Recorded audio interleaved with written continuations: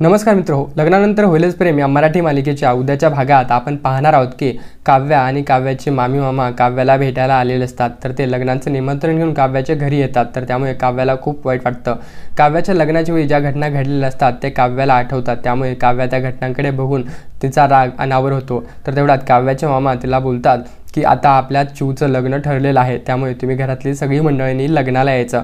तर काव्या खूप रागावते आणि बोलते की तुम्ही माझ्या आयुष्याचा खेळ केला आणि आता तुम्ही मला लग्नाला बोलवतात, हे कसं शक्य आहे मामी मामा? त्यावेळेस जर तुम्ही माझा सौदा केला नसता तर आज माझं आयुष्य खूप बरं असतं, असं ती बोलत असते। तर त्यावरून काव्याचे आईवडील काव्यावरती रागवतात, पण काव्या त्यांना सुद्धा उत्तर देते आणि काव्या म्हणते की त्यावेळी तुम्ही माझं बळजबरी लग्न लावलं, आता मी त्या मला काय करायचं आहे हे मी ठरवेन, आता तुम्ही काही करू नका।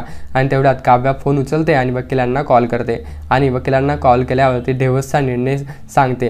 तर वकील सुद्धा अचंबित होतात। अगोदरच वकिलांनी तिला सांगितलं असतं की तुम्हाला काय निर्णय घ्यायचा आहे। त्यावेळेस काव्या काही बोलत नाही आणि काव्या लगेच थोड्या वेळाने त्यांना कॉल करते, त्यामुळे ते सुद्धा आश्चर्यचकित होतात आणि काव्या पार्थला सुद्धा कॉल करते आणि सांगते की आता मला तुमच्यापासून वेगळं व्हायचं आहे। काव्याच्या बोलण्यानं पार्थच्या मनामध्ये वेगळीच भावना निर्माण होते। पार्थला वाटतं की आत्ताच आपलं आयुष्य कुठेतरी सुरू झालं होतं आणि आत्ताच लगेच संपवण्याच्या उंबरठ्यावर आहे, आता काय करावं हे काही त्याला सुचत नाही। तर इकडे जीवा सुद्धा काव्यापासून वेगळं होण्यासाठी तिला प्रेमपत्र लिहिलेलं असतो, त्यामुळे तो प्रेमपत्र काही काव्याकडे येत नाही। त्यामुळे काव्याच्या निर्णयाचं काय होतं हे काही कळत नाही आणि इथेच मालिकेचा भाग संपतो। अशाच मराठी मालिकेच्या स्टोरीज जाणून घेण्यासाठी आत्ताच आमचं यूट्यूब चॅनल सबस्क्राईब करून समोरील घंटीचं बटन दाबायला विसरू नका। धन्यवाद।